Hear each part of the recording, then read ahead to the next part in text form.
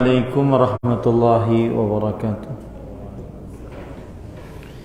Bismillahirrahmanirrahim. Innal hamdalillah nahmaduhu wa nasta'inuhu wa nastaghfiruh wa na'udzu billahi min shururi anfusina wa sayyiati a'malina. Man yahdihillahu fala mudilla lahu wa man yudlil fala hadiya lahu. وأشهد أن لا إله إلا الله وحده لا شريك له وأشهد أن محمدا عبده ورسوله يا أيها الذين آمنوا اتقوا الله حق تقاته ولا تموتن إلا وأنتم مسلمون يا أيها الناس اتقوا ربكم الذي خلقكم من نفس واحدة وخلق منها زوجها وبث منهما رجالا كثيرا ونساء واتقوا الله الذي تساءلون به والأرحام إن الله كان عليكم رقيبا يا أيها الذين آمنوا اتقوا الله وقولوا قولا سديدا يصلح لكم أعمالكم ويغفر لكم ذنوبكم ومن يطع الله ورسوله فقد فاز فوزا عظيما أما بعد فإن أصدق الحديث كتاب الله وأحسن الهدي هدي محمد صلى الله عليه وعلى آله وسلم وشر الأمور محدثاتها وكل محدثة بدعة وكل بدعة ضلالة وكل ضلالة في النار. Alhamdulillah, kita bersyukur pada Allah Subhanahu wa taala pada hari ini, hari Sabtu pagi menjelang siang 4 Sya'ban 1444 Hijriah, kita dimudahkan oleh Allah Subhanahu wa taala untuk duduk bersama mengkaji kembali matan Al-Ghayah wa Taqrib, yaitu matan ringkas dari belajar fikih ala madhab Syafi'i rahimahullah, yang ditulis oleh Fadilatul Syekh Abu Syuja' hafizahullahu ta'ala. Salawat dan salam semoga selalu Allah berikan kepada Nabi kita Muhammad sallallahu alaihi wa ala alihi wasallam, pada keluarga beliau, para sahabat, serta orang-orang yang mengikuti beliau sampai hari kiamat kelak. Dengan nama-nama Allah yang husna dan sifat-sifatnya yang mulia, kita berdoa, Allahumma inna nas'aluka ilman nafi'an wa rizqan tayyiban wa amalan mutaqabbala, Allahumma amin. Ahibati fillah, afanillahu iyakum. Para ikhwah dan akhwat, bapak ibu, saudara-saudari yang saya cintai karena Allah, semoga Allah Subhanahu wa taala selalu memberikan afiat kepada kita di dunia dan di akhirat. Kita masih membicarakan faslun wal ightisalatul masnunatu 17 ghuslan. Fasal mandi sunnah ada 17 mandi. Dan pada pertemuan sebelumnya kita sudah bahas ghuslul jumu'ah, mandi hari Jumat. Itu adalah mandi sunnah yang pertama dari 17 mandi. Kemudian penulis mengatakan wal aidain, dan mandi untuk menghadiri sholat Aid, Idul Adha dan Idul Fitri. Hal ini berdasarkan hadis riwayat Bukhari dan Muslim, dan selain dari keduanya dari Abdullah bin Umar radhiyallahu anhuma, bahwa Rasulullah sallallahu alaihi wasallam bersabda, "Idza ja'akum" hadis riwayat Imam Malik maksud saya, dalam kitabnya Al-Muwatta, bahwa anna Abdullah bin Umar radhiyallahu anhuma kana yaghtasilu yaumal fitr qabla an yaghduwa ilal musalla. Adalah Abdullah bin Umar radhiyallahu anhuma, beliau mandi selalu sebelum mengerjakan salat Idul Fitri, sebelum beliau pergi ke lapangan yang di dalamnya dilaksanakan sholat Idul Fitri. Dan berdasarkan riwayat ini maka dikiaskan juga Idul Adha. Berdasarkan riwayat ini maka dikiaskan juga adalah Idul Adha. Taib, kita akan pelajari tata cara mandi pada salat Idul Fitri dan Idul Adha ini. Dan ini pembicaraan ada di dalam salat Id, ya, ada di dalam pembicaraan salat Id. Jadi kalau kita membicarakan salat Id, maka salah satu yang kita bicarakan adalah yaitu mandi untuk mengerjakan salat Id tersebut.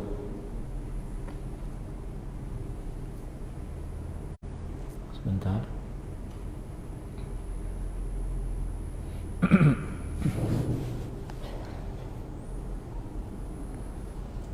Baik, apa dalil mandi? Kalau tadi saya sebutkan dalil mandi untuk salat Id, maka kita katakan bahwa salat Id, mandi untuk salat Id Idul Fitri, Idul Adha itu disunnahkan menurut jumhur ulama. Dari madhab Hanafi, madhab Syafi'i, madhab Hambali, dan salah satu pendapat dari madhab Maliki. Ya, jadi dia adalah pendapat jumhur ulama, dan bahkan disebutkan bahwa dia adalah ijma', kesepakatan seluruh ulama bahwa mandi untuk salat Id disunnahkan. Dalam kitab Al-Istidhkar yang ditulis oleh Imam Ibnu Abdul Barr, Imam Ibnu Abdul Barr adalah ulama Islam madhab Maliki rahimahullahu ta'ala yang hidup pada abad ke-5 Hijriah, wafat pada tahun 463 Hijriah. Beliau berkata, kata beliau, wattafaqal fuqaha'u ala anna al-ghusl ala annahu yani al-ghuslu lil 'idain hasanun liman fa'alahu wat-tayyibu yujzi'u 'indahu minhu wat-tayyibu yujzi'u 'indahu minhu wa man jama'ahuma fahuwa afdal. Para ulama fikih bersepakat bahwa mandi pada hari Idul Adha, Idul Fitri ini baik bagi siapa yang mengerjakannya. Tetapi memakai minyak wangi sudah cukup. Nah, gitu. Jadi kalau ada orang mandi sambil memakai minyak wangi itu sangat baik. Tapi kalau cuma dia memakai minyak wangi saja tanpa mandi sudah mencukupi menurut kebanyakan para ulama. Siapa yang menggabungkan antara mandi dan memakai minyak wangi, maka ini lebih utama. Ini menunjukkan bahwa para ulama bersepakat akan disunnahkannya mandi untuk hari Idul Adha atau Idul Fitri. Wa qala Ibnu Rushd, Imam Ibnu Rushd. Ibnu Rushd itu adalah ulama fikih, ya. Ibnu Rushd adalah ulama fikih abad ke-6 Hijriah, wafat pada tahun 555 Hijriah. Nah, Ibnu Rushd ini beliau dari Cordoba, Spanyol, dan beliau ahli fikih, terutama perbandingan fikih antara madhab-madhab. Beliau mempunyai kitab Bidayatul Mujtahid, yaitu kitab fikih yang membandingkan antara satu mazhab dengan mazhab yang lainnya. Imam Ibnu Rushd berkata di dalam kitab Bidayatul Mujtahid, ajma'al ulama ala istihsanil ghusl li salatil 'idain. Para ulama bersepakat bahwa dianjurkan mandi pada dua salat Id. Dianjurkan mandi pada dua salat Id. Ini Imam Ibn Rushd menukilkan ijma' kalau begitu. Ya, untuk salat Aid hukumnya adalah sunnah. Imam Nawawi, ulama Islam abad ke-7 Hijriah yang bermadhab Syafi'i, beliau mengatakan wa minal ghusli al-masnuni ghuslul 'idain wa huwa sunnatun likulli ahadin bil ittifaq sawa'un ar-rijalu wan nisa'u was-sibyan. Kata Imam Nawawi rahimahullah, dan termasuk mandi yang disunahkan mandi 2 hari raya, dan hukumnya sunnah dengan kesepakatan setiap ulama fikih, baik itu untuk laki-laki, untuk perempuan, atau untuk anak-anak. Nah, dalilnya tadi yang sudah kita sebutkan tadi, bahwa Abdullah bin Umar radhiyallahu anhuma, beliau mandi di setiap ingin pergi sholat Idul Fitri, sebelum pergi ke lapangan yang di dalamnya dilaksanakan sholat Idul Fitri. Kemudian juga qiyas, mereka berdalil dengan qiyas, yaitu dengan diqiyaskan kepada sholat Jumat. Disunnahkan untuk mandi sholat Jumat, maka begitu juga disunnahkan untuk mandi sholat Id, karena yajtami'u fihi al-kaffatu lis-shalah, karena berkumpul seluruhnya orang-orang untuk sholat, ya, berkumpul seluruhnya orang-orang untuk sholat. Nah, taib. Dan ini merupakan adab, ya, bagi para kaum muslimin yang ingin mengerjakan sholat Id.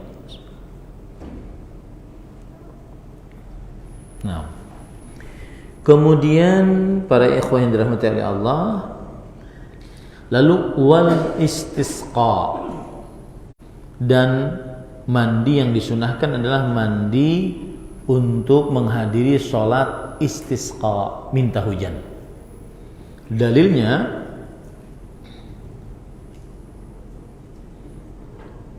belum ada dalil sih, ya, dalilnya belum ada dalil, tapi disebutkan di dalam mazhab Syafi'i, ya.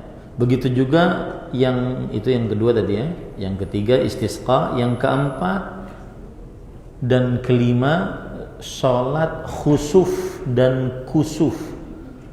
Khusuf adalah gerhana bulan, kusuf gerhana matahari.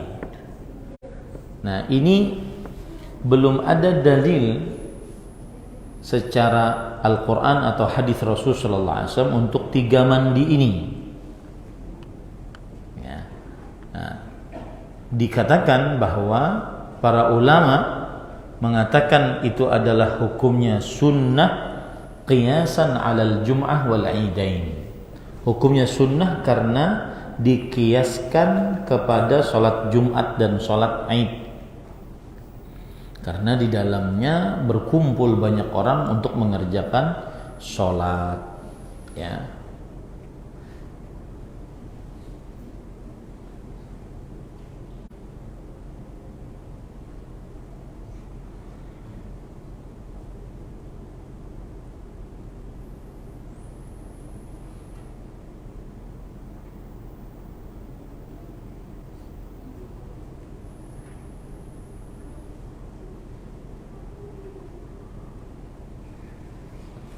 Baik. Jadi 3 salat itu apa tadi? Istisqa, gerhana bulan, dan gerhana matahari. Belum ada dalil, tapi dalilnya qiyas, diqiyaskan kepada salat Jumat atau salat Id. Nah, itu sudah berapa berarti? Sudah 5, ya. Salat Jumat, salat Id, salat istisqa, salat khusuf, salat kusuf, gerhana bulan, gerhana matahari. Taib. wal ghuslu min ghuslil mayyit. Dan mandi yang keenam adalah mandi karena memandikan mayit. Mandi karena memandikan mayit. Dan dalilnya hadis riwayat Imam Tirmidzi dari Abu Hurairah radhiyallahu anhu. Nabi Muhammad sallallahu alaihi wasallam bersabda, "Man ghassala maitan falyaghtasil wa man hamalahu falyatawadda." Barang siapa yang memandikan mayit, maka hendaklah dia mandi. Dan barang siapa yang cuma membawanya, maka hendaklah dia berwudu. Hadis riwayat Al-Khamsah. Khamsah itu siapa? Sunan Abi Daud, Sunan Tirmidzi, Sunan Nasa'i, Sunan Ibnu Majah, Musnad Imam Ahmad. Itu namanya khamsah. Itu istilah di dalam istilah ahli hadis. Dan Imam Tirmidzi menghasankannya. Taib, bukankah di situ perintah fal yaghtasil? Maka asal hukum perintah semestinya wajib dong. Nah, lalu dari mana dia menjadi sunnah? Dari mana dia menjadi sunnah? Maka menjadi sunnah adalah ada hadis riwayat Imam Hakim yang berbunyi, "Laisa 'alaikum fi ghusli mayyitikum ghuslun idza ghasaltumu." Tidak ada kewajiban bagi kalian saat memandikan mayit kalian mandi, enggak ada kewajiban. Jika kalian memandikannya. Nah, ini berarti dari perintah yang asal hukumnya adalah wajib turun dia menjadi sunnah. Karena tadi ada riwayat laisa 'alaikum fi ghusli mayyitikum ghuslun. Ya, idza ghasaltumuh. Tidak ada atas kalian dalam memandikan mayit kalian kewajiban mandi jika kalian memandikannya. Coba kita lihat penjelasan-penjelasan dari para ulama akan hal ini.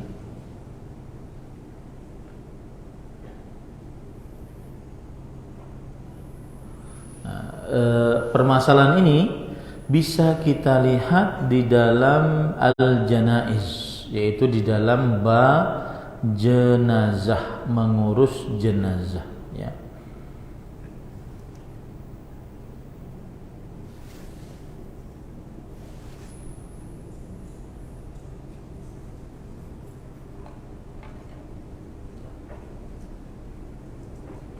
Sebentar.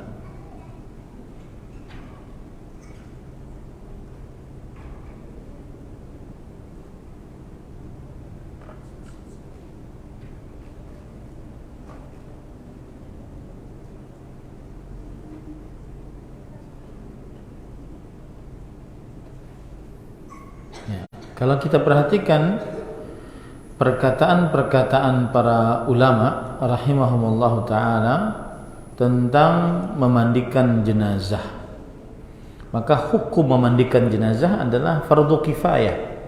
Artinya jika ada yang mengerjakan dari kaum muslimin, maka sudah mencukupi sebagian dari kaum muslimin.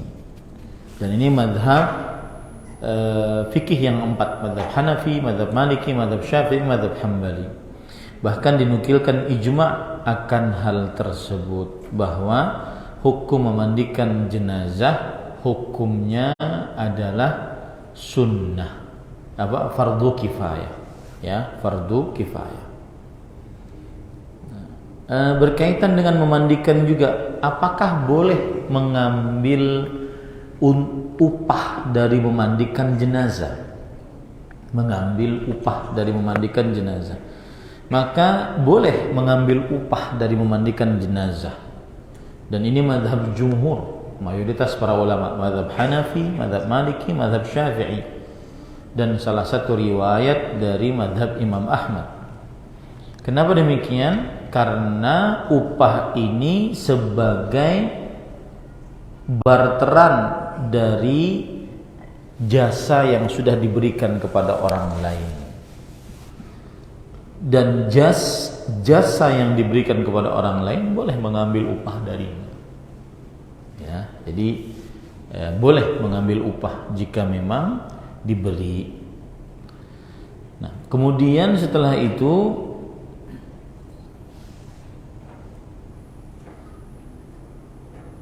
saya ingin mencarikan hukum memandikan.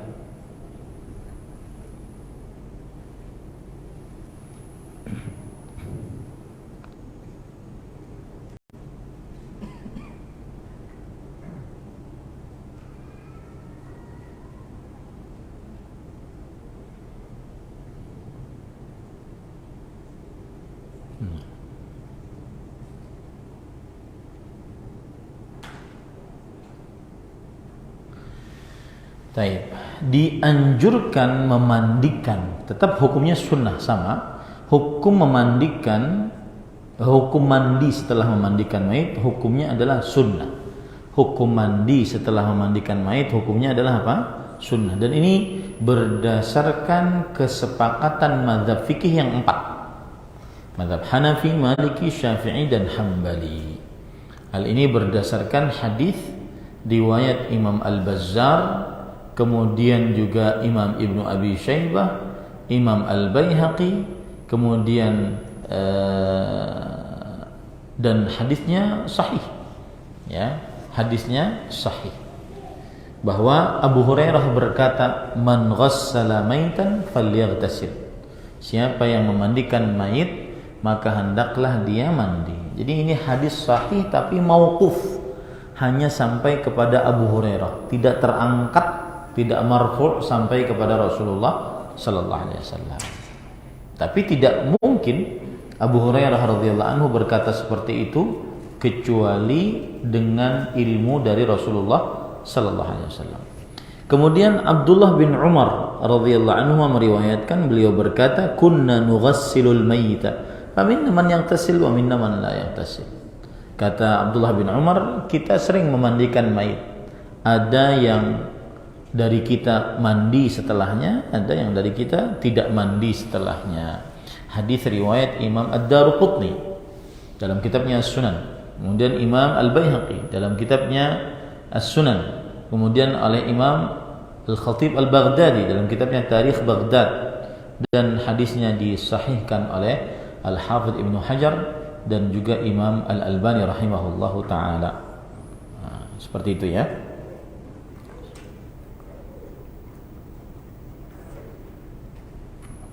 Karena saya ngajar fikih, saya ingin kita juga tahu mazhab-mazhab fikih yang lain, dan itu harus buka buka kalau bahasa banyaknya buku perukunan yang lain. Jadi ada buka buku sandarannya yang lain, sehingga kita tahu bahwa ini mazhab siapa saja. Alhamdulillah, hukum mandi setelah memandikan mayit hukumnya sunnah, dan ini menurut mazhab fikih yang 4. Nah, kemudian setelah itu wal kafiru idza aslam. Yang ke berapa ini? 7. Mandi sunnah yaitu bagi seorang yang kafir apabila masuk dalam agama Islam. Ya, apabila masuk dalam agama Islam, maka ini hukumnya adalah disunnahkan.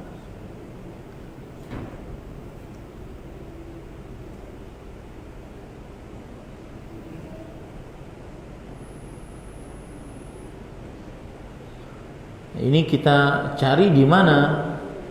Kalau di dalam buku-buku fikih, maka kita bisa mencarinya orang yang kafir masuk dalam agama Islam berdasarkan hadis riwayat Imam Abu Dawud, Imam Tirmidzi dari Qais bin Asim radhiyallahu an. Beliau bercerita, "Ataitun Nabiyya sallallahu alaihi wa alihi wasallam uridul Islam fa'amarani an aghtasila bima'in wa sidr."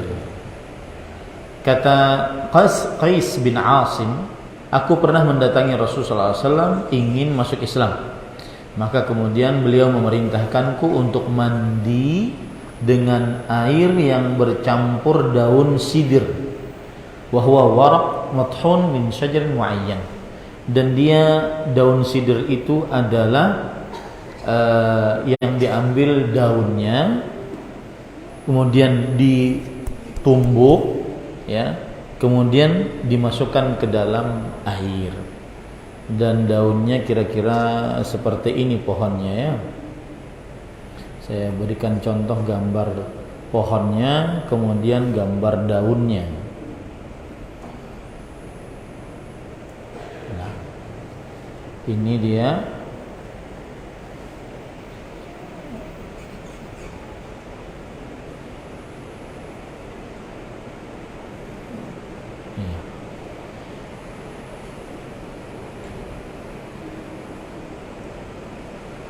Nah, ini dia pohon daunnya, ya, daun sidir. Sekarang sudah dikeringkan kadang-kadang, ya. Fungsinya untuk apa? Fungsinya untuk memberikan rasa wangi pada tubuh manusia saat dimandikan. Nah, adapun pohonnya seperti ini. Pohonnya besar ini. Nah, pohonnya bisa dijadikan buat bernaung, ya. Pohonnya besar dan dia mudah tumbuh. Di Indonesia juga bisa banyak tumbuh. Saya nanam di depan rumah saya. Taib.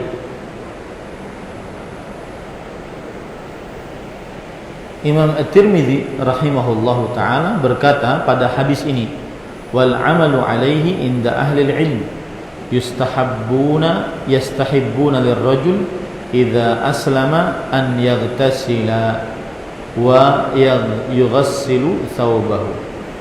Dan amalan atas hadis ini menurut para ulama, maksudnya hadis ini diamalkan bahwa seseorang dianjurkan jika masuk Islam untuk mandi dan mencuci pakaiannya, untuk mandi dan mencuci pakaiannya. Ini kita salah satu hikmahnya adalah mungkin waktu sebelum masuk Islam dia kalau junub tidak pernah mandi, kemudian kalau sebelum masuk Islam dia minum khamar ataupun juga terkena daging-daging babi dan yang semisalnya, maka pada saat itu dengan dicuci menjadi bersih. Nah, kenapa tidak wajib? Karena Nabi Muhammad SAW tidak mewajibkan bagi siapa yang masuk Islam di zaman beliau untuk mandi. Tidak diwajibkan. Tidak ada riwayat setiap yang masuk Islam harus mandi. Makanya hukumnya adalah sunnah. Ya, makanya hukumnya adalah sunnah. Baik. Kemudian yang kedelapan, wal majnun wal mughma alaihi idza afaqa. Seorang yang gila atau yang pingsan jika kedua-duanya sadar, ya, jika kedua-duanya sadar. Dalil yang menunjukkan akan hal ini adalah hadis riwayat Imam Bukhari dan Muslim dari Aisyah radhiyallahu anha bahwa beliau bercerita, "Thaqula Rasulullah sallallahu alaihi wasallam. Faqal asallan nas faqulna la hum yantazirunaka ya Rasulullah." Suatu ketika Rasul sallallahu alaihi wasallam sakit keras. Kemudian beliau bertanya, "Apakah orang-orang sudah sholat?" Lalu para sahabat berkata, "Tidak. Mereka menunggu engkau wahai Rasulullah." Kemudian beliau bersabda, "Du'u li ma'an fil mikhdab." Yang artinya, letakkan untukku air di dalam sebuah bejana. Kemudian Lalu Aisyah bercerita, lalu kita lakukan. Lalu faghtasala, lalu beliau pun mandi dengan air tersebut. Thumma dhahaba liyanu'a fa ughmi alaih. Lalu setelah mandi beliau ingin mengimami kaum muslimin, ternyata pingsan lagi. Thumma afaq, lalu sadar lagi. Lalu beliau bertanya lagi, apakah orang-orang sudah sholat? Lalu para sahabat menjawab, belum wahai Rasulullah sallallahu alaihi wasallam. Hum yantazirunaka ya Rasulullah. Mereka menunggu engkau wahai Rasulullah. Lalu setelah itu beliau minta diletakkan, diambilkan air lagi. Beliau mandi lagi. Kemudian beliau ingin keluar, pingsan lagi. Dan seterusnya seperti itu. Nah, ini menunjukkan bahwa dianjurkan bagi siapa yang gila, yang sadar dari gilanya, atau yang pingsan, yang sadar dari pingsannya, untuk mandi. Dan ini hukumnya sunnah, ya.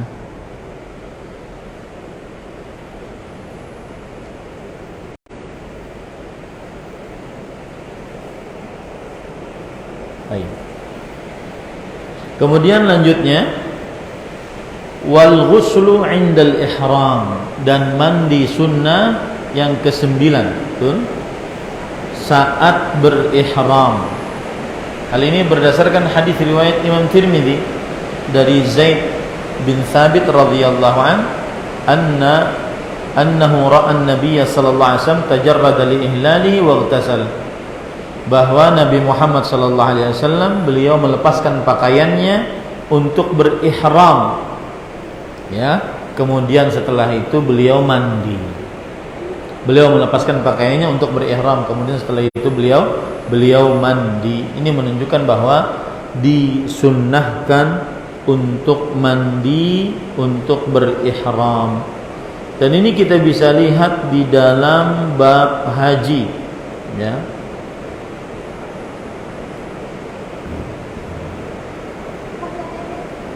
Kalau kita buka buku fikih bab haji, maka kita akan dapati bahwa salah satu sunnah berihram adalah mandi. Dan dalil-dalil yang menunjukkan akan hal ini diantaranya adalah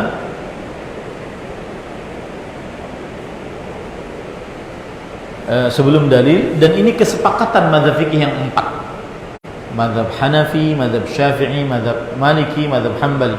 Bahkan dinukilkan ijma' atasnya bahwa dianjurkan mandi bagi yang mau berihram.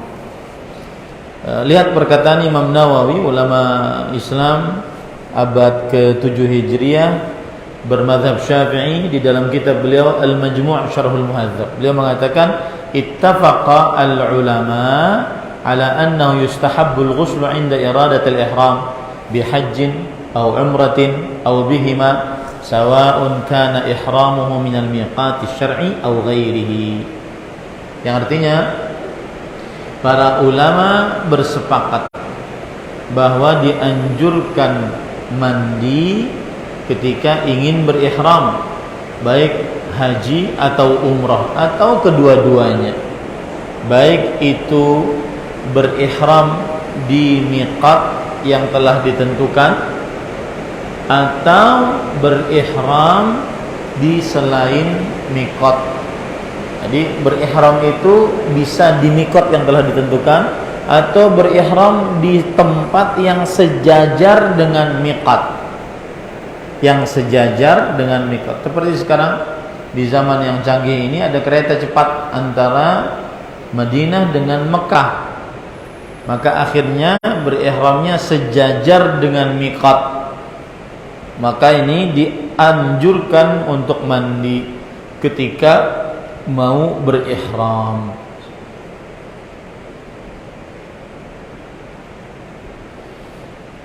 Baik. Kemudian Imam Ibnu Qudamah dari mazhab Hambali, beliau dalam kitab Al-Mughni mengatakan, wa ala kullin, dan yang jelas, faman arada al-ihrama ustuhibba lahu an yaghtasil qablahu fi qawli aktsari ahli al-ilm. Siapa yang ingin berihram, apa arti ihram? Berniat ingin masuk haji atau umrah, itu namanya ihram. Ya. Dan siapa saja yang ingin berihram dianjurkan baginya untuk mandi sebelumnya. Menurut perkataan kebanyakan para ulama, minhum Tawus, wan Nakhai, wa Malik, wa Thawri, wa Syafi'i, wa ashabur ra'i. Di antaranya Imam Tawus bin Kaisan, seorang tabi'i, Ibrahim bin Yazid Nakhai, seorang tabi'i, kemudian Imam Malik, seorang tabi'ut tabi'i, kemudian Sufyan bin Masruq Ats-Tsauri, seorang tabi'ut tabi'i, Imam Syafi'i, dan juga orang-orang yang bersandarkan dengan ra'i, dengan pendapat. Nah, ini para ikhwan. Jadi dinukilkan ijma' akan hal tersebut. Hukum mandi bagi orang yang berihram. Apa dalilnya? Dalilnya adalah hadis riwayat Imam Muslim dari Jabir bin Abdullah radhiyallahu anhuma. Beliau bercerita,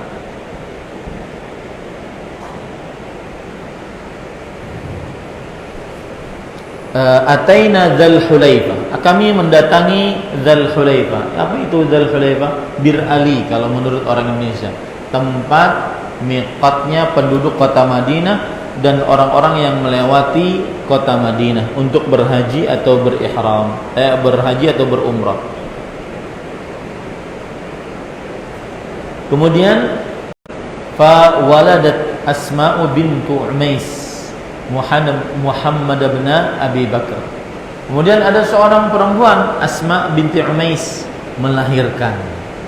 Melahirkan siapa? Muhammad bin Abi Bakar. Berarti ini adalah anaknya Abu Bakar As-Siddiq radhiyallahu anhu. Ya, yang mana istrinya bernama Asma. Fa arsalat ila Rasulillah. Lalu mereka mengutus seseorang kepada Rasulullah sallallahu alaihi wasallam untuk bertanya, apa yang harus aku lakukan? Aku sudah di miqat, ingin berihram, ingin berhaji atau berumrah, ternyata sang istri melahirkan. Kemudian Rasulullah sallallahu alaihi wasallam bersabda, "Ightasili wastathfiri bi thawbin wa ahrimi." Mandilah. Kemudian letakkan pembalut pada kemaluan perempuan, lalu berihramlah. Sisi pendalilan dari hadis ini adalah bahwa jika wanita haid dan nifas yang tidak bermanfaat mandi, ya, karena dia tetap dalam keadaan haid dan nifas saat mandi, maka pada saat itu Nabi Muhammad SAW tetap memerintahkannya untuk mandi. Jadi gini, wanita yang haid, wanita yang nifas, kalau dia sedang ihram boleh tidak? Berniat untuk haji dan umrah boleh tidak? Boleh. Ya, boleh dia berniat untuk haji dan umrah. Nah, meskipun dia dalam keadaan haid atau nifas, maka dia diperbolehkan berihram, berhaji, berniat haji atau umrah, dan tetap dianjurkan mandi sebelumnya. Karena pernah terjadi kepada Asma binti Umais bahwa Asma melahirkan di miqat, lalu Rasulullah sallallahu alaihi wasallam tetap memerintahkan untuk mandi, kemudian setelah itu berihram. Wallahu a'lam. Nah, kita lanjut. Kemudian setelah itu wa lidukhuli Makkah, dan yang ke-10 ya, betul? Mandi yang disunahkan adalah untuk mandi masuk untuk memasuki kota Mekkah, Hal ini berdasarkan hadis riwayat Bukhari dan Muslim dari Abdullah bin Umar radhiyallahu anhuma, annahu kana la yaqdumu Makkah illa bata bi Dhituwan hatta yusbihu wa yaghtasil, thumma yadkhulu Makkah naharan wa yadhkuru an Nabi sallallahu alaihi wasallam annahu fa'al. Artinya Abdullah bin Umar radhiyallahu anhu bercerita bahwa beliau tidak masuk ke kota Mekah kecuali beliau bermalam di Dzituwa. Kemudian kalau sudah masuk waktu pagi, mandi, baru masuk kota Mekah. Ya, baru masuk kota Mekah. Nah, itu kebiasaan sahabat Abdullah bin Umar radhiyallahu anhuma, bahwa beliau kalau masuk kota Mekah, beliau bermalam dulu di daerah namanya Dzituwa. Ya, di daerah namanya Dzituwa. Kemudian setelah itu beliau bermalam di situ, kemudian sholat subuh, mandi. Kemudian setelah itu baru pergi menghadap kepada Allah Subhanahu wa taala. Dan kalau kita perhatikan, Dzituwa itu di sini adalah sebuah lembah utara Masjidil Haram di kota Mekah Al-Mukarramah. Dan sekarang terkenal dengan nama Az-Zahir. Az-Zahir.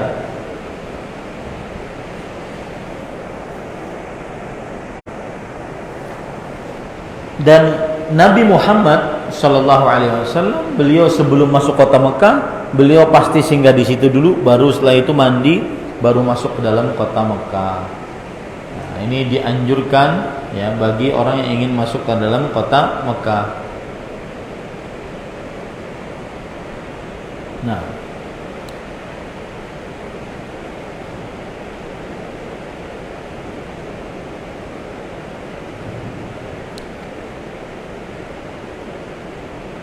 dan disebutkan bahwa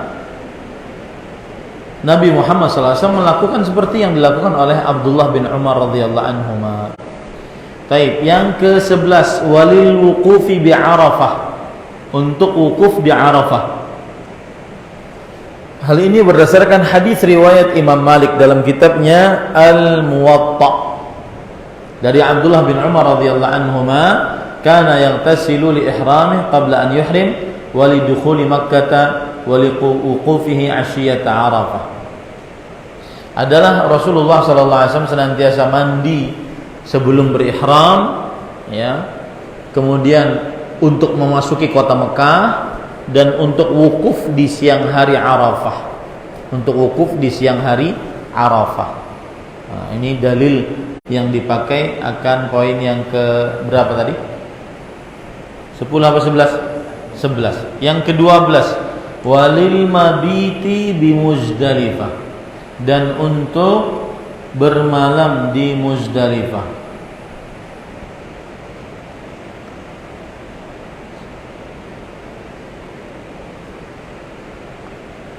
Untuk bermalam di Muzdalifah. Wallahu alam, pendapat yang lebih kuat ini tidak dianjurkan. Ya, bahkan berdasarkan mazhab Syafi'i tetap tidak dianjurkan untuk bermalam di Muzdalifah, mandi sebelum bermalam di Muzdalifah. Ini tidak dianjurkan, ya.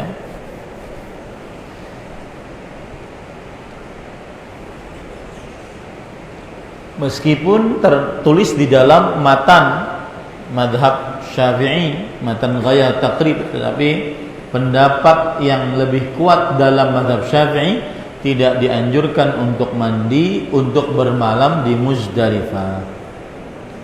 Kemudian wali ramyil jimari thalath walit tawaf, yang artinya dan untuk melempar jamarat yang 3, yaitu jamratul al-ula, jamratul wusta, dan jamratul aqabah. Ini tidak dianjurkan untuk mandi sebelumnya, ya, karena nggak ada dalilnya. Kemudian yang keempat yaitu yang selanjutnya, yang keberapa? 14, lit tawaf.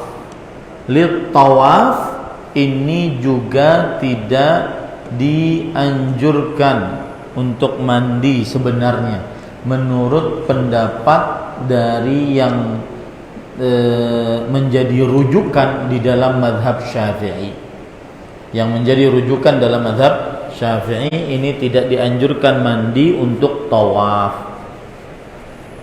Kemudian selanjutnya yang ke-15, walis sa'i, dan untuk sa'i ini juga belum ada dalil khusus akan hal ini. Mandi sunnah untuk sebelum sa'i. Walidukhuli madinati Rasulillah sallallahu alaihi wasallam, dan yang ke-17 adalah untuk mandi untuk memasuki kota Nabi Muhammad sallallahu alaihi wasallam. Nah, inilah 17 mandi sunnah yang ada di dalam mazhab Syafi'i. Ada beberapa hal yang belum ada contohnya dari Rasul sallallahu alaihi wa ala alihi wasallam. Baru 16. Coba. Yang pertama mandi Jumat, mandi Idul Fitri, Idul Adha. Yang kedua, yang ketiga istisqa, mandi minta hujan. Yang keempat mandi gerhana bulan, gerhana matahari. Yang keempat dan kelima, ya. Yang keenam mandi setelah memandikan mayat. Yang ketujuh orang kafir yang masuk dalam agama Islam. Yang kedelapan orang gila dan yang pingsan, ya. Yang kesembilan orang yang mandi dalam keadaan berihram. Yang kesepuluh orang yang ingin masuki kota Mekah. Yang ke-11 orang yang ingin wukuf di Arafah. Yang ke-12 orang yang mabis di Muzdalifah. Yang ke-13 orang yang melempar jamarat. Yang ke-14 orang yang tawaf. Yang ke-15 orang yang ingin sa'i. Yang ke-16 orang yang mandi orang mandi untuk masuk kota Madinah. Tambahkan orang yang ke-17 tadi, yaitu mandi itu ada dua. Mandi salat Id, salat Idul Fitri, Idul Adha. Nah, itu jadi 17. Ya. Itu dia 17. Dan yang tadi belum ada dalil-dalilnya secara ini adalah istisqa, kemudian salat gerhana matahari, gerhana bulan. Dalilnya qiyas atas Jumat dan atas salat Id. Kemudian juga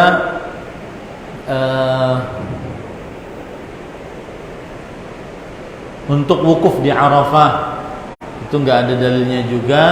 Kemudian untuk mabis di Muzdalifah juga tidak ada dalilnya. Untuk melempar jamarat yang 3 juga tidak ada dalilnya. Untuk tawaf, ya, juga pendapat yang lebih dikuatkan dalam mazhab Syafi'i, tidak ada dalilnya. Untuk sa'i tidak ada dalilnya. Untuk masuk ke dalam kota Rasulullah sallallahu alaihi wasallam, ini juga tidak ada dalilnya. Nah, kira-kira itu, ya. Insyaallah taala kita akan lanjutkan nanti pada pertemuan yang akan datang, yaitu pasal mengusap di atas 2 khuf. Pasal mengusap di atas 2 khuf, ya. Hampir 1 jam kita berbicara. Silahkan jika ada yang ingin mengambil pertanyaan.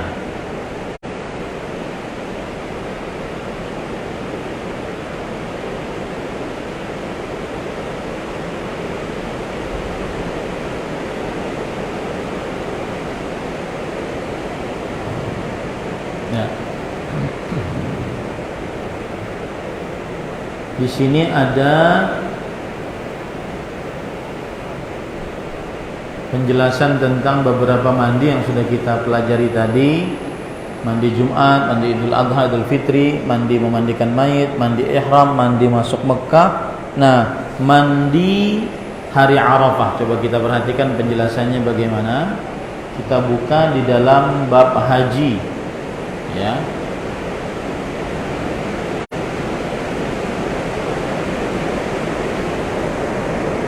Mandi apa tadi? Untuk hari Arafah, betul?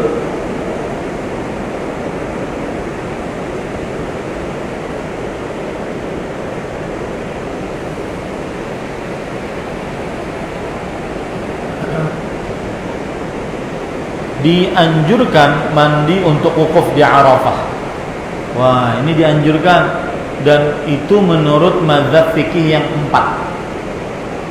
Dianjurkan mandi untuk wukuf di Arafah, dan itu menurut mazhab fikih yang 4. Mazhab Hanafi, Maliki, Syafi'i, dan Hambali. Dalilnya adalah hadis riwayat Imam Syafi'i dalam kitabnya Al-Um dari Ali bin Abi Thalib radhiyallahu an, ketika ditanya tentang mandi, maka beliau mengatakan yaumul jum'ah wa yaumul arafah wa yaumul nahar wa yaumul fitr. Mandi pada hari Jumat, pada hari Arafah, pada hari Idul Adha, pada hari Idul Fitri. Nah, kemudian juga berdasarkan hadis diriwayatkan oleh Imam Malik dalam kitabnya Al-Muwatta bahwa Abdullah bin Umar radhiyallahu anhuma kana yaghtasilu li wuqufihi 'ashiyyata Arafah. Artinya bahwa Nabi Muhammad SAW kebiasaan beliau mandi untuk berwukuf pada siang hari Arafah. Nah, Ustaz, kalau lagi ihram berwukufnya gimana? Ya, maka jawabannya mandi saja. Ini menunjukkan bahwa tidak mengapa membuka kain ihram saat berihram. Nah, dan mereka dalil yang paling kuat adalah qiyas, mengqiyaskan dengan sholat Jumat atau sholat Idul Adha, sholat Idul Fitri. Baik. Cukup kiranya? Ada pertanyaan? Ini adalah pertemuan yang ke-9 ya. Apakah mandi id juga disunnahkan untuk wanita yang haid? Ini sudah kita sebutkan tadi bahwa orang yang sedang mau berihram dia dianjurkan untuk mandi meskipun dia wanita yang baru nifas, maka dianjurkan untuk mandi. Maka begitu juga untuk sholat id, wanita-wanita yang haid tetap dianjurkan untuk keluar dari rumah-rumah mereka menyaksikan doa-doanya kaum muslimin. Kemudian tetap disunahkan untuk mandi juga. Allahu a'lam. Bagaimana dengan mandi setelah bekam? Apakah ada dalilnya? Saya tidak tahu. Ya, saya tidak tahu. Allahu a'lam. Ini batas nazar, apakah ada batas waktunya? Tidak ada, sesuai dengan nazarnya saja. Ya, apakah ada batas waktunya? Tidak ada, tetapi sesuai dengan nazarnya saja. Dan semakin dia bernazar dan belum dikerjakan, maka berarti dia berhutang. Nah, apa dampak bagi keluarga yang dinafkahi dari pekerjaan yang haram? Dampaknya bagi istri dan anak-anaknya adalah secara hukum dia halal bagi istri dan anak-anaknya, tetapi wajib sang istri untuk menasihati suaminya agar menafkahi mereka dengan cara yang halal. Tetapi asal hukum pemberian suami, maka selama itu bukan harta curian, maka boleh diterima. Selama itu bukan harta curian. Ustaz, kalau harta curian bagaimana? Harus dikembalikan. Kalau harta curian harus apa? Dikembalikan, karena itu hak seorang muslim. Kemudian adapun dampak pada ibadah, pada akhlak istri dan anak, maka jawabannya adalah belum ada dalil yang khusus yang menunjukkan bahwa harta haram yang diberikan oleh suami memberikan dampak kepada istri dan anak-anaknya. Belum ada dalil yang khusus, karena kita tidak boleh berbicara dengan yang ragu-ragu, yang sangkaan, tidak diperbolehkan. Kemudian suami mempunyai dua penghasilan yang halal untuk nafkah keluarga, sedangkan penghasilan yang haram untuk membeli barang hobi. Apakah akan berdampak pada keluarganya juga? Jawabannya adalah yang jelas nasihati suaminya. Jangan nanya dampaknya. Nanya dampaknya ini kadang-kadang, wah dampaknya kecil, nggak apa-apa deh gitu. Jadi semestinya cara berpikirnya adalah tinggalkan yang haram. Jangan nanya dampaknya, karena nanya dampak itu seakan-akan kalau dia kecil ya tidak mengapa gitu. Nasihati suaminya agar berhenti. Mau ada pengaruh terhadap istri anak, ya tetap berhenti.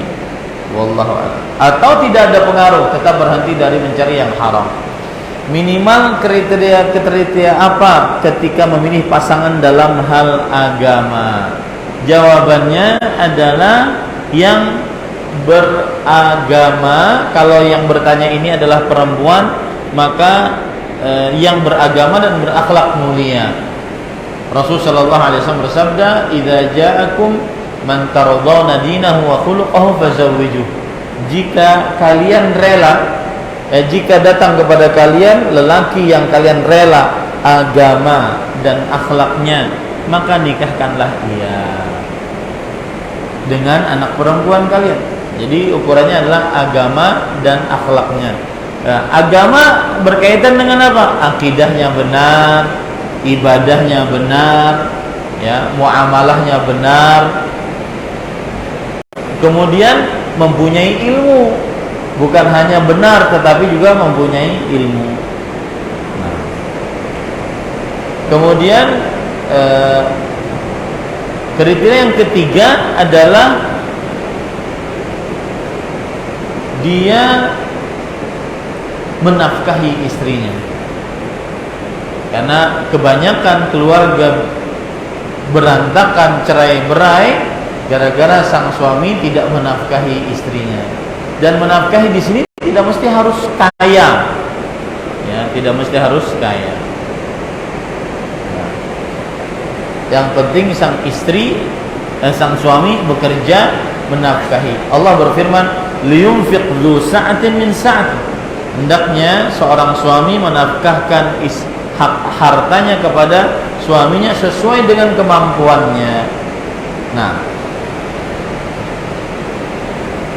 apakah boleh merutinkan sholat duha dengan tujuan agar dilapangkan rezeki? Maka jawabannya, jika dirutinkan dalam rangka mengerjakan sunnah itu seperti wajib, nggak boleh.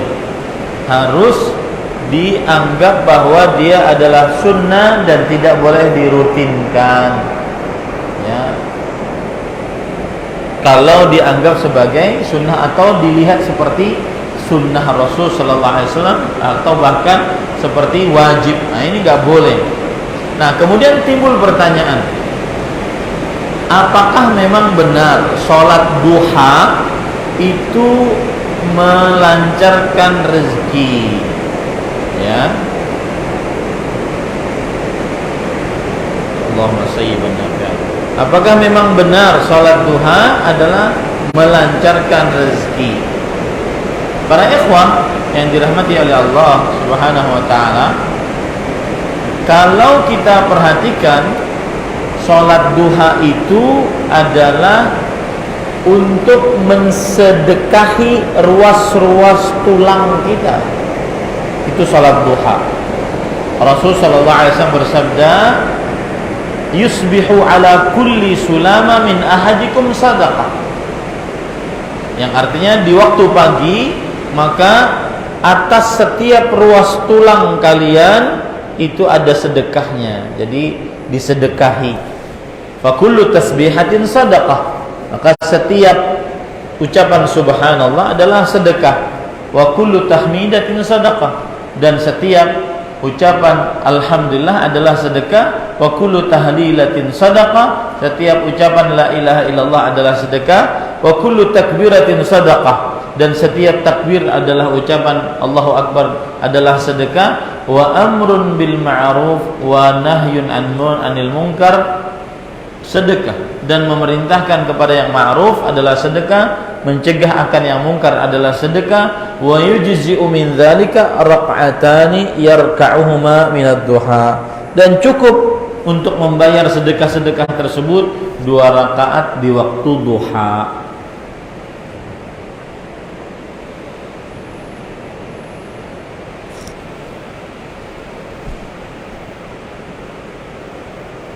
Jadi saya tidak tahu ada dalil khusus bahwa salat duha melancarkan rezeki. Saya tidak tahu ya, bukan berarti tidak ada.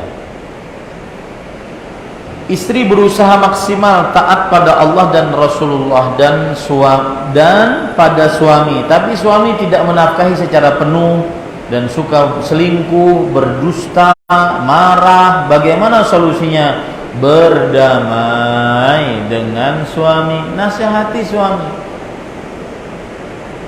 Ya, nasihati suami. Jangan opsi paling pertama cerai, apalagi menikah sudah belasan tahun, punya anak, ya. Maka nasihati suami. Suamimu bukan Muhammad sallallahu alaihi wasallam dan engkau pun bukan Khadijah. Nasihati, saling jadi tim kerja antara suami dan istri. Ya. Dan kemarin saya baca perkataan Imam Ibnu Qayyim rahimahullah, menarik sekali perkataannya. Beliau mengatakan, jika seorang hamba bermaksiat sebanyak 1000 kali maksiat dan dia bertobat di setiap 1000 itu, satu kalinya setiap 1000 itu dia bertobat, tobat, maksiat, tobat, maksiat, tobat, maka Allah akan tetap menerima taubatnya. Itu Allah Subhanahu wa taala. Ya. Suami tidak menafkahi secara penuh. Apa maksudnya? Kurangkah? Abu? Kurang. Maka tidak akan pernah dapat yang memuaskan kedua belah pihak. Maka bersabarlah dengan keadaan suami selama dia bekerja dan menafkahi. Kayak apa lagi pembagiannya dari Allah seperti itu? Kecuali kalau dia tidak bekerja, dia tidak mau usaha, hanya guring-guringan, hanya malas-malasan. Nah, ini lain hal. Ini dia menafkahi tapi tidak penuh, secara penuh. Penuhnya pian hendak berapa per bulannya? 100 juta. Ujar suami, aku kada sanggup. 50 juta. Ujar suami, aku kada sanggup. 40 juta, 30 juta. Ujar suami, aku sanggup. Lalu berapa pian sanggupnya? 2 juta. 1.500.000. Itu dia yang aku sanggup. Berarti ulun yang kada sanggup.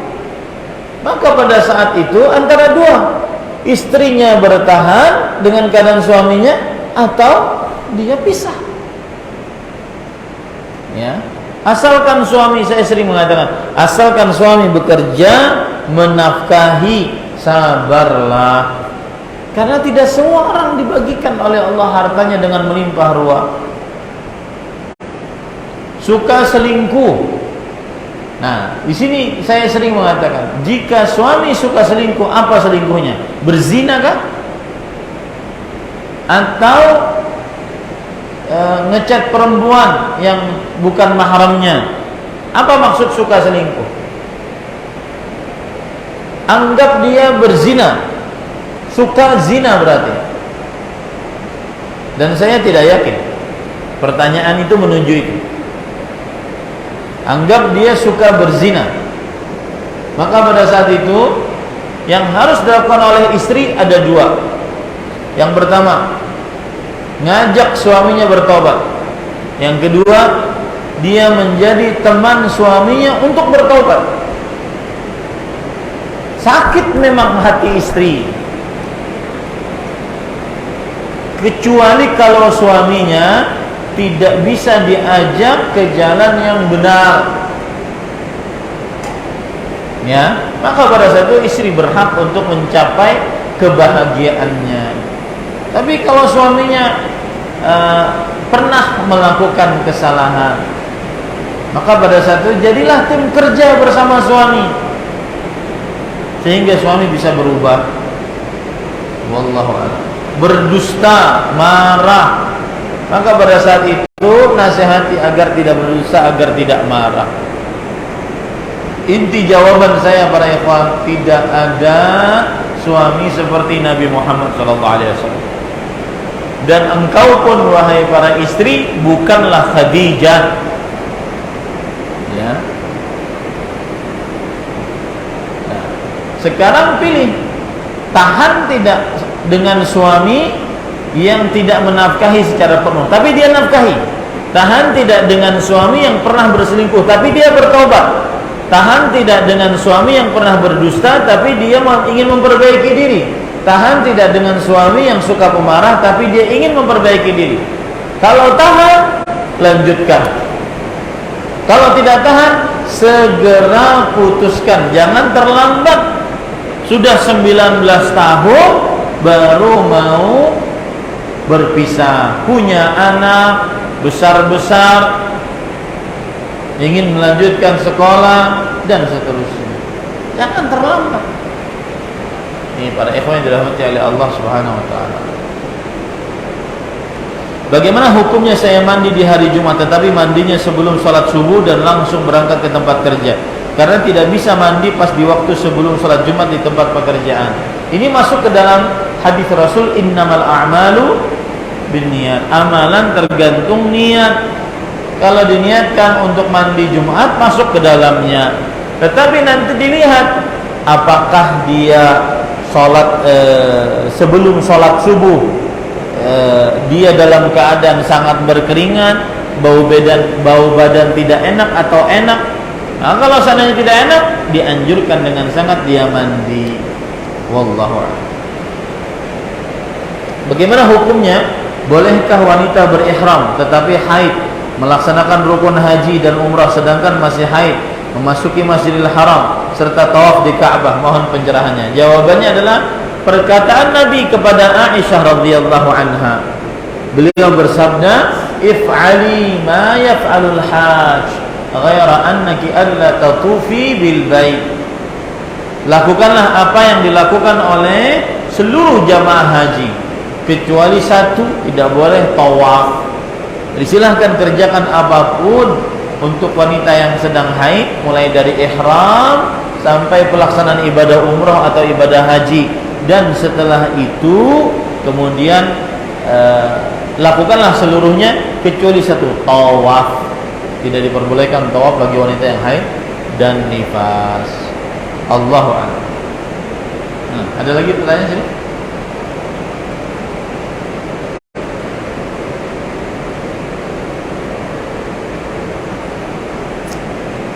Nah,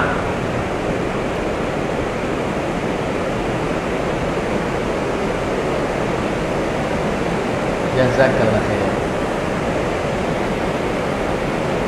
Ustaz, Zaki ingin bertanya. Saya kelas 3 dari SDIT Umar bin Khattab Samarinda. Pertanyaan saya, apa itu khuf? Khuf itu adalah sepatu yang menutupi mata kaki. Nah, ini contohnya nih. Ini khuf, ya. Dan biasa digunakan untuk apa? Untuk musim dingin, ya. Dan khuf bisa dipakai baik dalam keadaan mukim atau dalam keadaan safar. Mukim berarti batasan pemakaiannya cuma 1 kali 24 jam. Safar batasan pemakaiannya 3 kali 24 jam.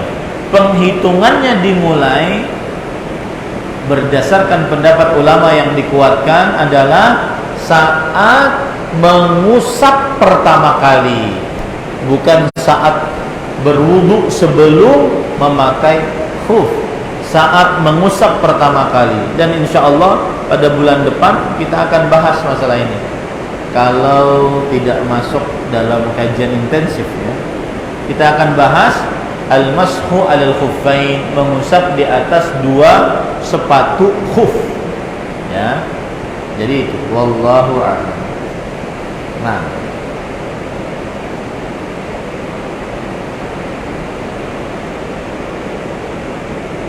ada lagi? Ya.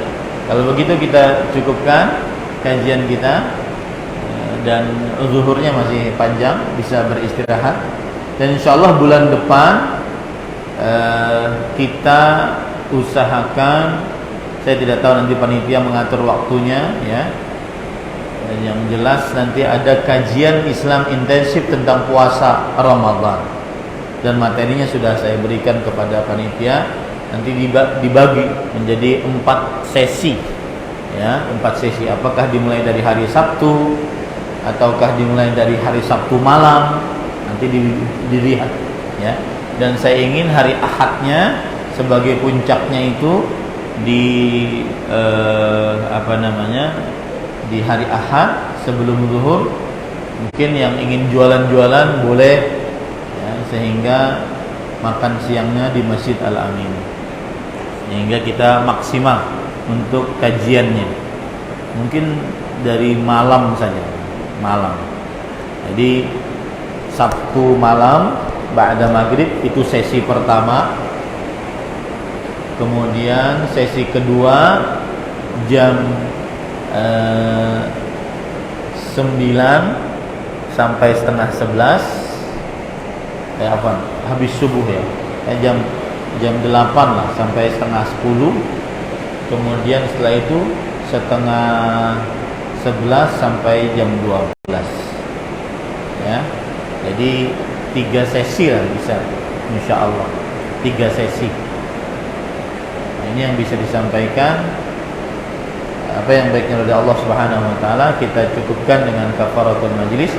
Subhanakallahumma wa bihamdik, asyhadu an la ilaha illa anta, astaghfiruka wa atubu ilaik. Wa sallallahu nabiyana Muhammad walhamdulillahi rabbil alamin. Wassalamualaikum warahmatullahi wabarakatuh.